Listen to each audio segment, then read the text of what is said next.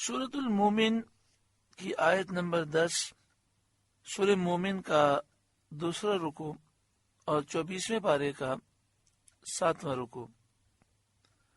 اللہ رب العالمین نے ارشاد فرمایا، ان الذین کفروا، بے شک جنہوں نے کفر کیا، ینادون، ان کو ندا کی جائے گی، یعنی قیامت کے دن انہیں پکارا جائے گا، جبکہ وہ جہنم میں داخل ہوں گے اور ان کی بدیاں، ان کے گناہ ان پر پیش کیے جائیں گے اور وہ عذاب دیکھیں گے، تو فرشتے ان سے کہیں گے، لَمَقْتُ اللَّهِ أَكْبَرُ مِن مَقْتِكُمْ أَنفُسَكُمْ، کہ ضرور تم سے اللہ کی بیزاری اس سے بہت زیادہ ہے جیسے تم آج اپنی جان سے بیزار ہو، یعنی جس قدر تمہیں آج اپنی جان سے نفرت ہو گئی عذاب دیکھ کر، اس سے زیادہ اللہ رب العالمین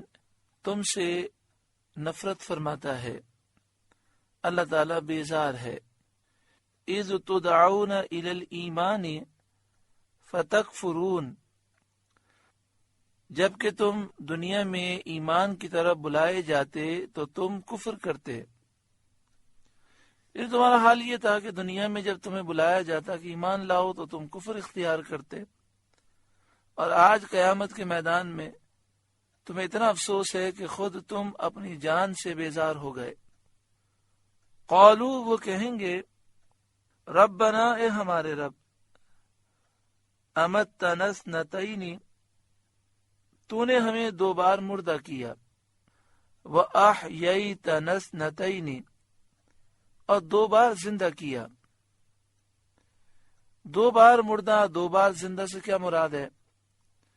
دنیا میں آنے سے پہلے انسان نطفے پانی کی ایک بوند کی شکل میں تھا، تو وہ نطفہ مردہ تھا، بے جان تھا۔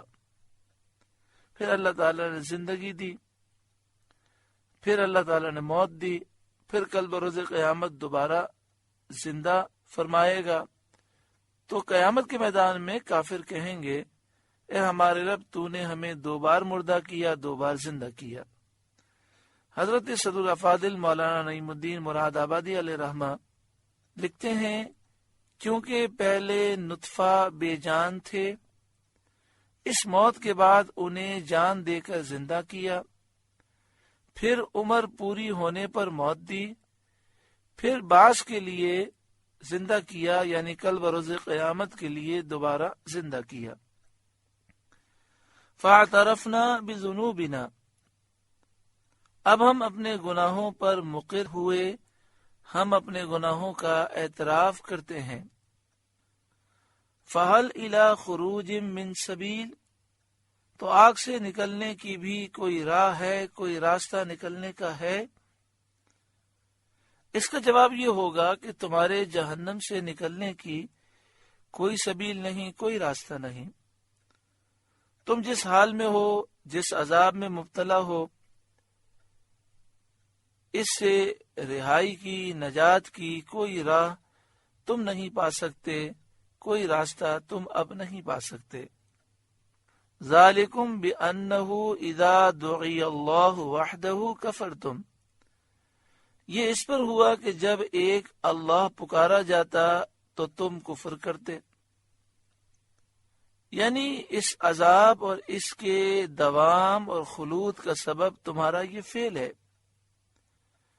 یعنی یہ عذاب جو ہمیشہ تم پر رہے گا، اس کی وجہ تمہارا اپنا کام ہے کہ جب توحید الہی کا اعلان ہوتا اور لا الہ الا اللہ کہا جاتا تو تم اس کا انکار کرتے اور کفر اختیار کرتے۔ وَإِن يُشْرَكْ بِهِ تُؤْمِنُوا، اور اس کا شریک ٹھہرایا جاتا تو تم مان لیتے اور اس شرک کی تصدیق کرتے۔ فَالْحُكْمُ لِلَّهِ الْعَلِيِّ الْكَبِيرِ، تو حکم اللہ کے لیے ہے جو سب سے بلند بڑا ہے۔ هُوَ الَّذِي يُرِيكُمْ آيَاتِهِ، وہی ہے کہ تمہیں اپنی نشانیاں دکھاتا ہے۔ یعنی اپنی مصنوعات کے عجائب تمہیں دکھاتا ہے جو اللہ کے کمال قدرت پر دلالت کرتے ہیں، مثل ہوا اور بادل اور بجلی وغیرہ کے۔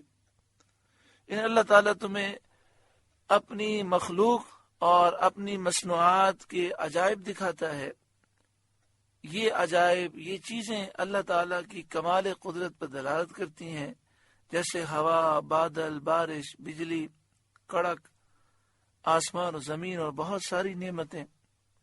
وَيُنَزِّلُ لَكُم مِّنَ السَّمَاءِ رِزْقًا، اور تمہارے لیے آسمان سے روزی اتارتا ہے، یعنی تمہارے لیے آسمان سے بارش برسا کر روزی اتارتا ہے۔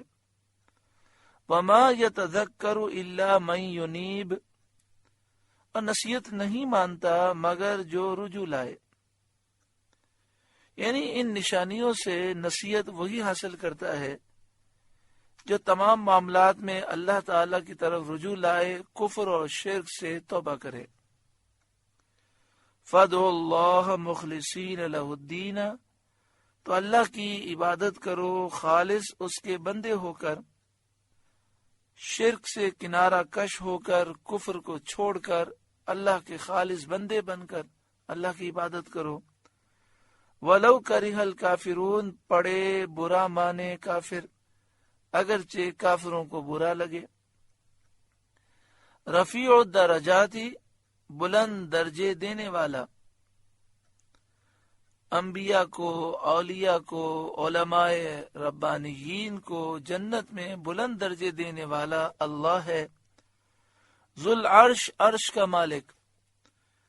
یلقی الروح من امرہ، ایمان کی جان وہی ڈالتا ہے اپنے حکم سے، علی من یشاء من عبادہ، اپنے بندوں میں جس پر چاہے، یعنی اپنے بندوں میں سے جس کو چاہتا ہے نبوت کا منصب عطا فرماتا ہے، اور جس کو نبی بناتا ہے اس کا کام ہوتا ہے لِيُنذِرَ یوم الطلاق، تاکہ وہ ملنے کے دن سے ڈرائے، یعنی اللہ تعالی کی مخلوق کو قیامت کے دن کا خوف دلائے، جس دن آسمان والے، زمین والے، اولین آخرین آپس میں ملیں گے، جس دن روحیں جسموں سے مل جائیں گی اور ہر عمل کرنے والا اپنے عمل سے ملے گا۔ لِيُنذِرَ یوم الطلاق، کہ وہ ملنے کے دن سے ڈرائے۔ یوم ہم بارزون، جس دن وہ بالکل ظاہر ہو جائیں گے، یعنی جس دن وہ بالکل ظاہر ہو جائیں گے قبروں سے نکل کر، اور کوئی عمارت یا پہاڑ اور چھپنے کی جگہ اور آڑ، رکاوٹ، کوئی دیوار نہ پائیں گے۔ لا یخفی علی اللہ منہم شیء، اللہ پر ان کا کچھ حال چھپا نہ ہوگا، نہ ان کے اعمال چھپے ہوں گے، نہ ان کی باتیں چھپی ہوں گی، نہ دوسرے احوال چھپے ہوں گے۔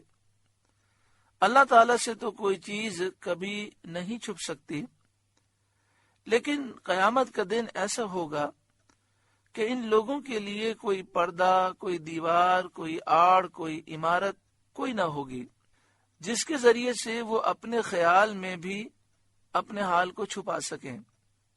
اور مخلوق کی فنا کے بعد، ساری مخلوق کو فنا کرنے کے بعد اللہ تعالیٰ فرمائے گا، یعنی جب پہلی سور پھونکی جائے گی اور پہلی سور اور دوسری سور کے درمیان جو 40 سال کا عرصہ ہوگا، جب ساری مخلوق فنا ہو چکی ہوگی، اللہ تعالیٰ فرمائے گا لمن الملک اليوم، آج کس کی بادشاہی ہے؟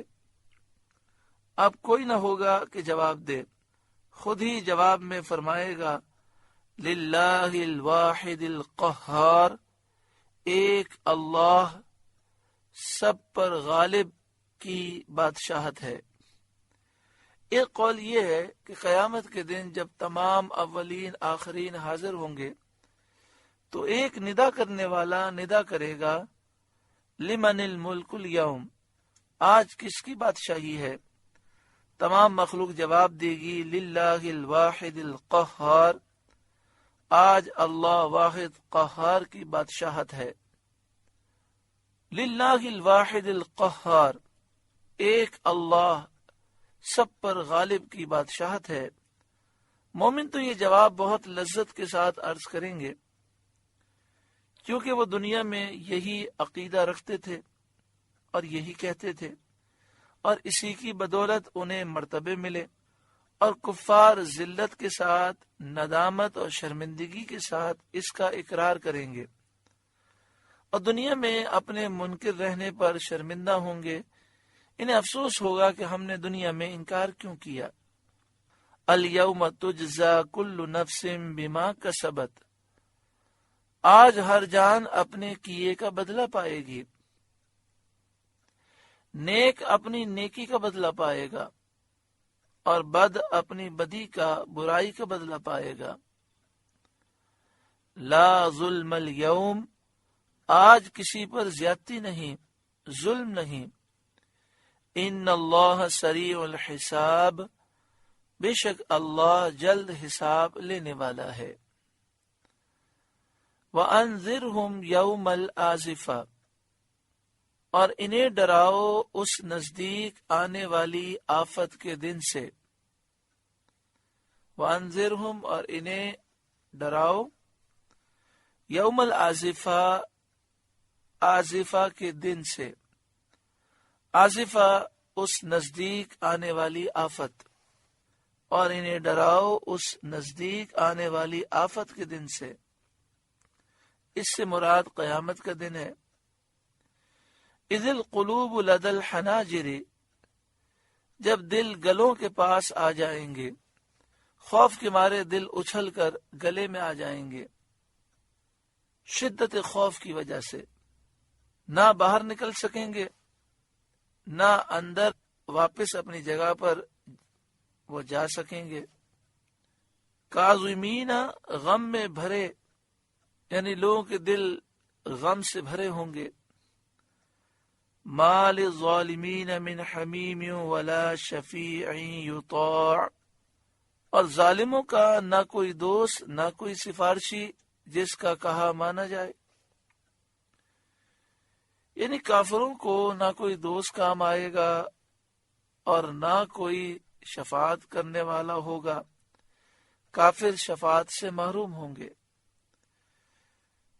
یعلم خائنۃ الاعین، اللہ جانتا ہے چوری چھپے کی نگاہ۔ اللہ اکبر، یعنی اللہ تعالیٰ نگاہوں کی خیانت کو جانتا ہے، اللہ تعالیٰ نگاہوں کی چوری کو جانتا ہے۔ نگاہوں کی خیانت، نگاہوں کی چوری کیا ہے؟ جس چیز کو دیکھنا منع ہے اسے دیکھنا، یہ نگاہوں کی خیانت اور چوری ہے۔ نامحرم کو دیکھنا اور ممنوعات پر نظر ڈالنا، یہ ہے نگاہوں کی خیانت اور چوری۔ آئیے ہم اللہ تعالیٰ کی بارگاہ میں سچی پکی توبہ کریں، اور آئندہ کے لیے ہم عزم کریں کہ ہمارے جتنے بھائی ہیں وہی عزم کریں کہ ہم نامحرم عورتوں کو نہیں دیکھیں گے، اور ہماری بہنیں یہ عزم کریں کہ ہم نامحرم مردوں کو نہیں دیکھیں گے۔ اللہ تعالیٰ ہر ایک کو سچی پکی توبہ نصیب فرمائے۔ وما تخفی الصدور، اور جو کچھ سینوں میں چھپا ہے اللہ جانتا ہے، یعنی دلوں کے راز، سب چیزیں اللہ تعالیٰ کے علم میں ہیں۔ واللہ یقضی بالحق، اور اللہ سچا فیصلہ فرماتا ہے۔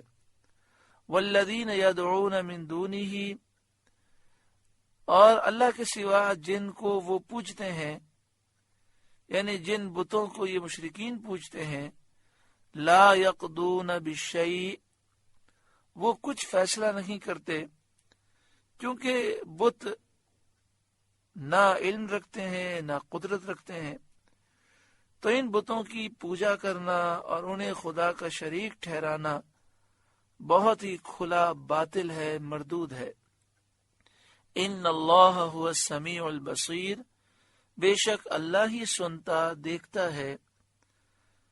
اللہ تعالیٰ اپنی مخلوق کے اقوال، مخلوق کی گفتگو، افعال، مخلوق کے کام اور جملہ احوال کو، جملہ حالات کو، تمام حالات کو اللہ دیکھتا ہے، سنتا ہے۔